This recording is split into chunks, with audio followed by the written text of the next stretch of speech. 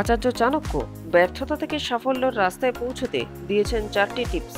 চাণক্য তার নীতিতে বলেছেন যে একজন ব্যক্তির সবসময় সময়ের আগে এবং সময়ের পরে কোনো কাজ করা উচিত নয়। এ কারণে জীবনে নানা ধরনের সমস্যা দেখা দিতে পারে।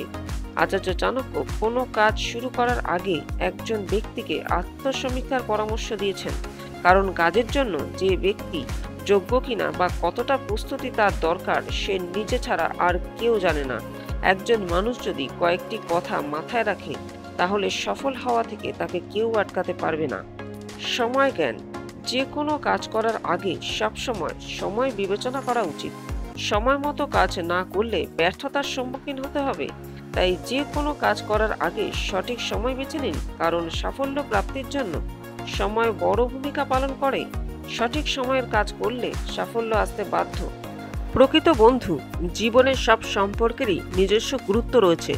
সম্পর্ক একজন ব্যক্তিকে মানসিকভাবে শক্তিশালী করে।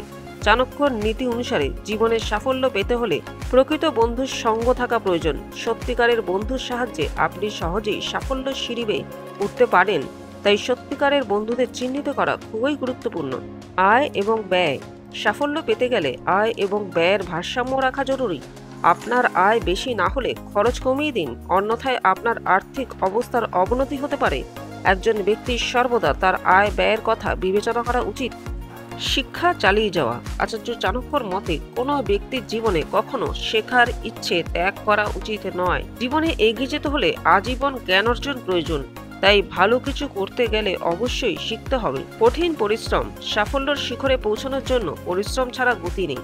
আচার্য চাণক্যর মতে কোনো ব্যক্তির কখনো অন্যের ওপর নির্ভর করা উচিত নয়। লক্ষ্য অর্জনের জন্য নিজেকেই পরিশ্রম করা উচিত। বন্ধুরা, ভিডিওটি ভালো লাগলে লাইক ও কমেন্ট করবেন। এরকমই আরও ভিডিও দেখতে চ্যানেলটিকে সাবস্ক্রাইব করতে ভুলবেন না। দেখা হবে পরবর্তী ভিডিওতে। আজ এখানেই শেষ করলাম। ধন্যবাদ।